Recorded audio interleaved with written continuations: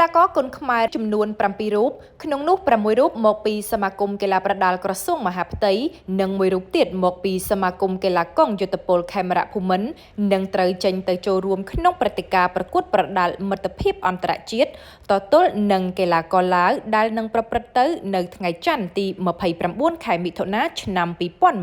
2026នៅភូមិនួនសួងស្រុកឡាវងាមខេត្តសាឡាវ៉ាន់សាធារណរដ្ឋប្រជាធិបតេយ្យប្រជាមានិតឡាវ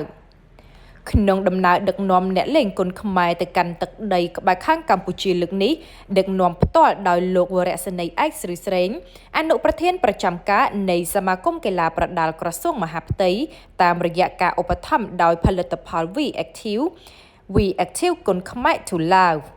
កីឡាករគុនខ្មែរទាំង7រូបដែលត្រូវចេញទៅច្បាំងក្នុងសមរភូមិសង្វៀនជាមួយឡាវមានដូចជា1កីឡាករសម្បត្តិមេងលីប្រកួតជាមួយកីឡាករដាលីទម្ងន់29គីឡូក្រាម2កីឡាករសុវត្ថិមហាផ្ទៃប្រកួតជាមួយកីឡាករសៃយ៉ាស៊ីតទម្ងន់47គីឡូក្រាម3កីឡាករវុធីចន្ទថនប្រកួតជាមួយកីឡាករសឿដាំទម្ងន់43គីឡូក្រាម4កីឡាករយឿនសារុនប្រកួតជាមួយកីឡាករយុទ្ធភេទអាគីទម្ងន់45គីឡូក្រាម5កីឡាករវឿនវ៉ាន់ឬណាម៉ូរ៉ាប្រកួតជាមួយកីឡាករទីយ៉ៃទម្ងន់65គីឡូក្រាម6កីឡាករកុយអាមមហាផ្ទៃប្រកួតជាមួយកីឡាករយុទ្ធឡាវងាមទម្ងន់53គីឡូក្រាម